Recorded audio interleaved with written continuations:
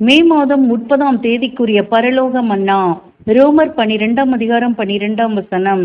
நம்பிக்கையிலே சந்தோஷமாயிருங்கள், உபத்திரவத்திலே பொறுமையாயிருங்கள், ஜெபத்திலே உறுதியாய் தரித்திருங்கள்.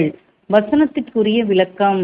கிறிஸ்தவ ஜீவியத்திலே ஒரு பெரும் போரை குறித்து அப்போஸ்தலன் இங்கே பேசுகிறார். நாம் பழைய மனிதனின் சிந்தைகளை எதிர்க்க வேண்டியவர்களாக இருக்கிறோம். இதில் நாம் வெற்றி பெற நம்முடைய இரட்சிப்பின் அதிபதியினுடைய பலத்தில் நிலைத்து விசுவாசம் உள்ளவர்களாய் இருக்க வேண்டும். சாத்தானின் வஞ்சகமான வலைகளில் சிக்கிக் கொள்ளாமல் இருக்க வேண்டும்.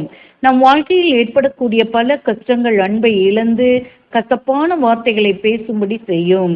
அல்லது சில சந்தர்ப்பங்களில் தேவனால் நமக்கு அருளப்பட்ட ஆசையின் நிமித்தமாக மேன்மை பாராட்டி இருமாப்படைந்து நம்முடைய விசுவாசத்தை பரீட்சித்து பார்க்கும்படி இவைகளை தந்த தேவனை விட்டு விலகும்படி செய்யும். சகலத்திலும் தேவ சித்தத்தை உணர்ந்து ஜெபத்திலே தரித்திருப்பது மிக அவசியம். ஆமென்.